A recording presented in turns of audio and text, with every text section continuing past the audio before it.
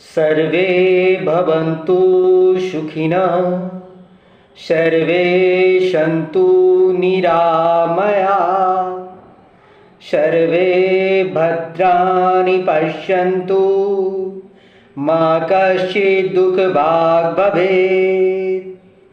सभी सुखी होवें, सभी रोग मुक्त रहें, सभी का जीवन मंगलमय बने और कोई भी दुख का भागी ना बने।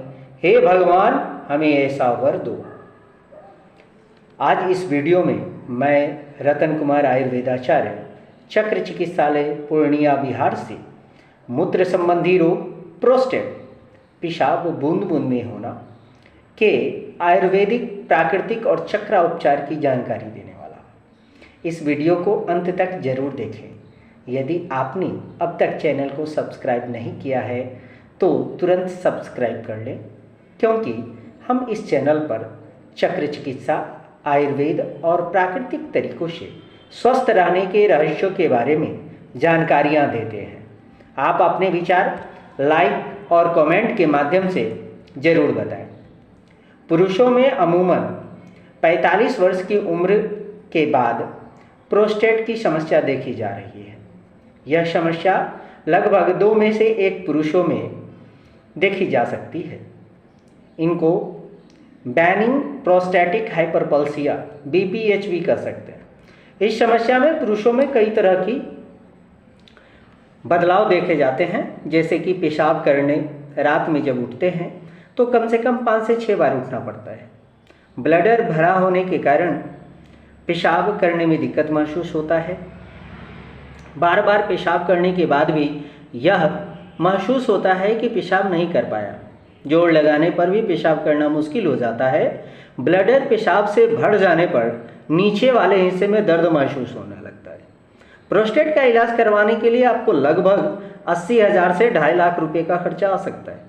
इसकी एक जांच डिजिटल रेक्टल एग्जामिनेशन DRE का करने का फैसला जब डॉक्टर लेते हैं। आमतौर पर पुरुषों में प्रोस्टेट 25 cc होना चाहिए। यदि यह 52 cc पहुंच जाता है तो यह बहुत ही गंभीर समस्या बन जाती है। यदि किसी पुरुष को पेशाब करने में दिक्कत आ रही है तो उनको post void residual urine volume करने के लिए डॉक्टर कह सकते हैं। मरीज की स्थिति को बेहतर जांच करने के लिए doctor prostate specific antigen PSA करवाने के लिए भी कर सकते हैं। जब प्रोस्टेट बढ़ता है तो उससे खून में PSA की मात्रा अधिक हो जाती है। मूत्र संबंधी समस्याएं, मूत्र में हमारे चयापचय तंत्र के सह उत्पादन लवण, जीव, विष तथा पानी होते हैं। हमारे मूत्र तंत्र में समस्याएं वृद्धावस्था, बीमारी और चोट के कारण रक्त से अवशिष्ट पदार्थ को अलग करने की क्षमता कुछ कम हो जाती है। इसके अलावा गर्भाशय, मूत्राशय तथा मूत्र मार्ग की मांसपेशियां कमजोर होने लगती है। मांसपेशियों की कमजोरी के कारण मूत्राशय स्वयं को पूरी तरह खाली नहीं कर पाता। इस कारण वृद्ध व्यक्ति मूत्रीय संक्रमण का शिकार होने लगता है। अवरोधनी व श्रोणी प्रदेश पेल्विस की मांसपेशियों की कमजोरी के कारण भी मूत्र अनियंत्रण की समस्या हो सकती है। बीमारी या चोट के कारण भी गुर्दे, किडनी रक्त से पूरी तरह जीव विष को अलग करने में असमर्थ हो सकते हैं या मूत्र मार्ग में अवरोध पैदा कर सकते हैं। प्रोस्टेटाइटिस, पुरुषों में प्रायः यह रोग प्रोस्टेट ग्रंथि में सूजन होने के कारण बार बार पेशाब जाना पड़ सकता है। बार बार पेशाब करने की गहरी इच्छा होती है या पेशाब बूंद बूंद में होता है और करने में दर्द भी होता है।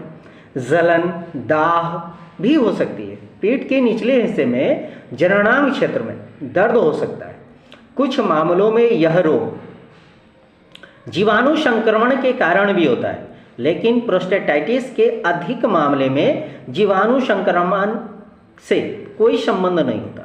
मूत्राघात, इसमें रोगी का मूत्र ही बंद हो जाता है। आने वाली अगली वीडियो में इस पर चर्चा करेंगे। अब बात करते हैं रोगापचार की। यदि रोगी वात प्रकृति का है तो पहला उपाय गिलोय, सौंठ, आंवला, अश्वगंधा गोखरू, इन सभी को 6-6 ग्राम की मात्रा में लेकर 500 मिलीलीटर पानी में पकाकर 100 मिलीलीटर शेष रहने पर रोगी को सुबह शाम पिलाएं, या फिर बनी बनाई अमृत्यादि क्वाथ 25 मिलीलीटर, संभाग पानी और एलादी चूर्ण 3 से 6 ग्राम की मात्रा में सुबह शाम रुग्ण को दें। दूसरा उपाय, यवक्षार 250 मिलीग्राम और लौह भस्म 250 मिलीग्राम सुबह शाम रोगी को दें, या यवक्षार के साथ गोछुर क्षार 250 मिलीग्राम मिश्री या मधु के साथ सुबह शाम दे सकते हैं। तीसरा उपाय, शिलाजत्वादि लौह 250 मिलीग्राम से 500 मिलीग्राम और मूत्र कृच्छांतक रस, दोबारा सुन ले, मूत्र कृच्छांतक रस 250 मिलीग्राम को गिलोय के स्वरस या मधु के साथ दें।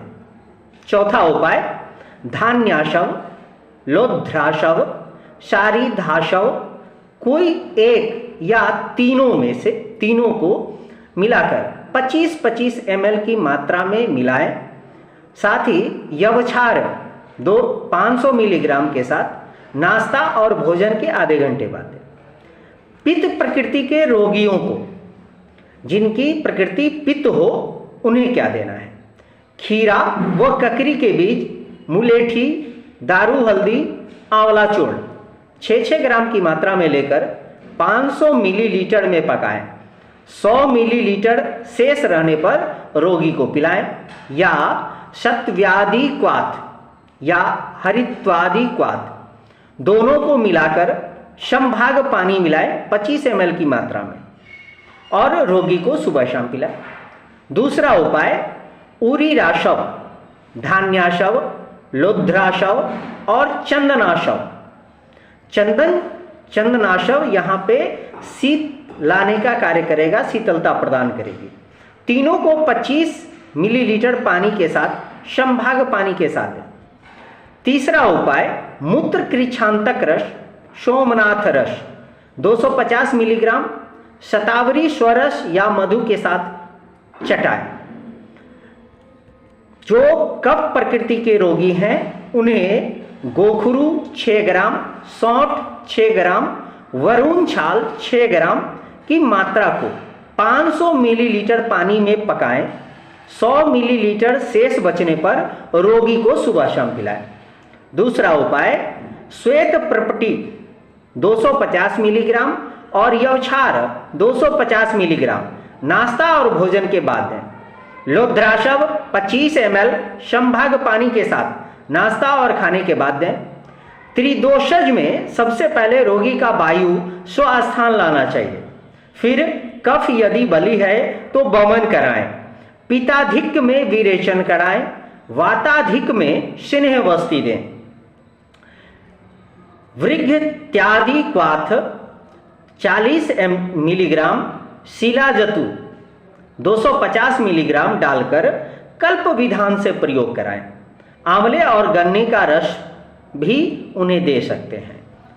आहार व जीवन शैली संबंधी में बदलाव करें, जैसे गाय का मट्ठा, दूध और दही प्रचुर मात्रा में लें। ककरी, खजूर, नारियल, चौलाई साग, आंवला, गौ घी, अपथ्य जो नहीं खिलाना है। शराब, गुटखा, सिगरेट, अधिक परिश्रम, सेक्स नहीं करना चाहिए।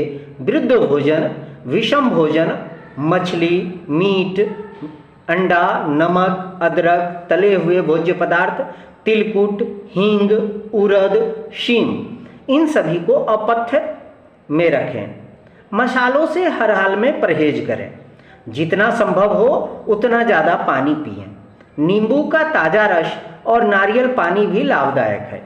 सेब, अंगूर, नाशपाती तथा आलू बुखारा जैसे फल काफ़ी मात्रा में खाएं। योगों की अगर बात करें तो योग और योगासन में आप योगासन, गौमुखासन, पवन मुक्तासन, अर्ध मत चंद्रासन इत्यादि आसनों को भी आप व्यवहार में नित्य लाएं। ऊपर बताए गए औषधियों के साथ साथ आप चक्रों की भी औषधि का भी इस्तेमाल करना अति आवश्यक होगा, जैसे मूलाधार चक्र, स्वाधिष्ठान चक्र, मणिपुर चक्र की महाऔषधि का सेवन अथवा लेपन अति आवश्यक है, क्योंकि शरीर में उत्पन्न यह रोग इन चक्रों के असंतुलित होने से ही हुए हैं। मूलाधार चक्र की महाऔषधि मोचन को सुबह नाश्ता और रात्रि भोजन के आधे घंटे बाद अवश्य दें। स्वाधिष्ठान चक्र की महाऔषधि यूनिकेयर को 2 टैबलेट सुबह नाश्ता और 2 टैबलेट रात्रि भोजन के आधे घंटे बाद दें। मणिपुर चक्र की महाऔषधि चक्रामृत को सूर्योदय और सूर्यास्त के समय जीभ पर रखकर चूस कर सेवन करें। साथ ही चक्रामृत की 1/4 टैबलेट को पानी में घिसकर नाभि पर 2 इंच की गोलाई में सुबह स्नान आदि से निवृत्त होने के बाद और रात्रि शयन करने से पूर्व नाभि पर और नाभि के चारों ओर 2 इंच की गोलाई में जरूर लेपन करें। हमारा मुख्य उद्देश्य चक्र चिकित्सा, आयुर्वेद और प्राकृतिक चिकित्सा को जन जन तक पहुंचाना है, रोग मुक्त भारत का निर्माण करना है। आयुष केयर ने पूरे विश्व को महाऔषधि प्रदान की है।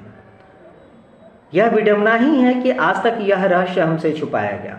चक्र चिकित्सा सबसे पहली और विलुप्त चिकित्सा पद्धति है।